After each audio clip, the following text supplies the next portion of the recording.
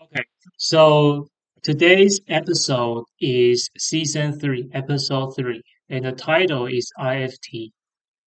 So the first part of this episode was basically about a snitch of DA whose head got chopped off by the cartel and put on the back of the Taurus into a bomb.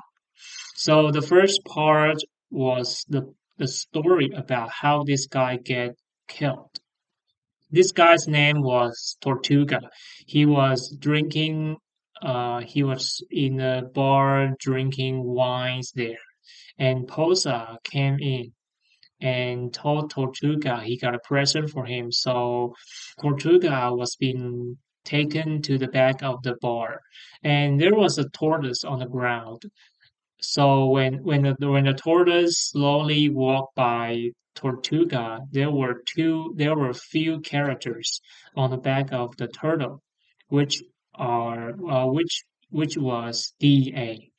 So that was the time Tortuga knew the cartel found out he was a snitch of DA. So he was completely panicked and the twin assassin came in right away to push his head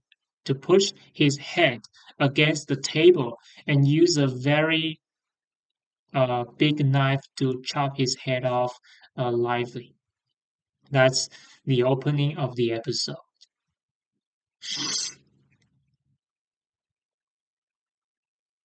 So on the other hand, the time just went back to the currently what happened. After the twin assassins left, Walter came out to clean up the pizza on the roof, and Skyler was heading back to the home. When she was about to when she was driving and on her way close to the house, she found Walter's car parking outside. So she knew Walter get back without her consent. So she called Walter and asked him why he did this. Walter told Skyler that was he had every right to be in the house and he refused to leave the house. So Skyler just make a phone call to the police to report like disturbance or something. And when she was waiting for police coming, Walter Jr. came home. And at the same time, the police officer arrived as well. So Junior was very surprised her mother to to call the police on his dad. And the police officer told Skyler they can remove Walter out of his own house without any legal basis. So after police officer left, Walter Jr. was very pissed and he even shouted for Skyler. So Skyler just walked up to she just walked up and she didn't say nothing. She didn't say nothing. She just walked up to Walt and sarcastically said, "Welcome home." So, uh, luckily for Walt, he can be in his own house eventually. So on the other hand, Jesse bought a house, right? He bought a house from his parents, but he didn't do any decoration or any work about the house. He just stayed in the house and kept calling to Jane's phone to hear her voice from the voicemail.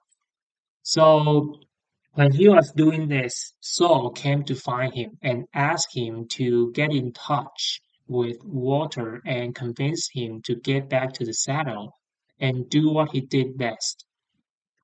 So Jesse just felt so annoyed and he blew him up and get rid of him. And he get got back to calling again and again. And in the evening, he still did this. And when he was about to make the final phone call, he found the service has been cut because the service provider did not support that number anymore. And that was the time he knew he permanently lose the connection with. Uh, that was the moment he knew he permanently lost Jane. So on the other hand, Hank and Gomez went out for field work, and Hank got a phone call from his supervisor. He's been told El Paso office of DEA wanted him back. So he just pretending like he was on top of the world. He was very excited in front of his partner, but actually he didn't want to get back at all. And in the lunchtime, they headed to a bar, to a very low-end bar, and Hank found there were two guys in a bar, and it seems the drug deal was going down. So he wanted to deal with it.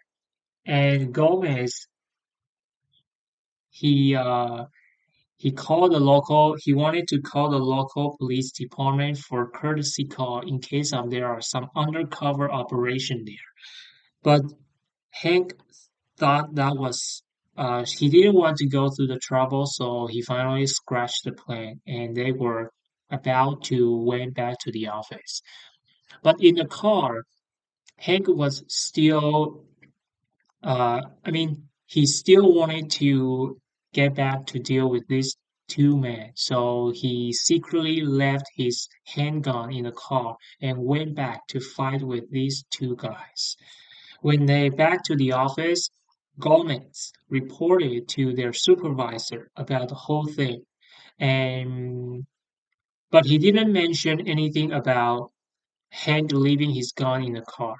So I think this part was just to let the audience know that Hank was still be affected by the terrible experiences before that he had to face that. I think he got PTSD or something. So that was the way for him to get the stress out of his system. Yeah. And on the other hand, the twins assassin took Hector to the chicken farm factory in the suburb to meet with Gus and Posa.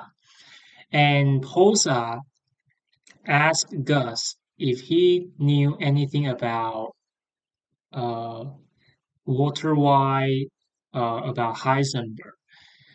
And Gus, his answer was he knew this guy, and he was currently in business with him. And he also knew Walter White was the person who caused the death of Tuco, and he knew that Salamanca wanted revenge, but he couldn't let them do that because he was currently in the business with this guy unless they finish their relationship. So Hosa just advised him to, finish their business as soon as possible because he couldn't promise the twins can control themselves, would listen to him. Yeah. So because of Walter getting back to the house without Skylar's consent, so she went to the lawyer for counseling and she told everything about the drug deal to the lawyer. And the lawyer advised Skylar to suit her husband immediately to get him out of their life permanently. But Skylar didn't want to do that because she didn't want her children to find out their their father was a criminal. So she just said she thought the things would solve themselves on their own because eventually Walter will die. So on the next day morning, when she was about to leave the house to the office, she found there was a bag of cash on the ground. Walter wanted to talk with her. And Walter told Skylar he did everything for the family. And the money, he didn't steal the money, he earned the money by his knowledges. And He also asked Skylar to give him the answer after the work. So in the whole day, Skylar was just completely obsessed with their conversation. And in the lunchtime, Skylar was making the copy of the report in the office pantry, and then Ted came in. And Skylar, she just came up to him to kiss him, and they went back to Ted's house to, have some relate. They just have the sexual relation.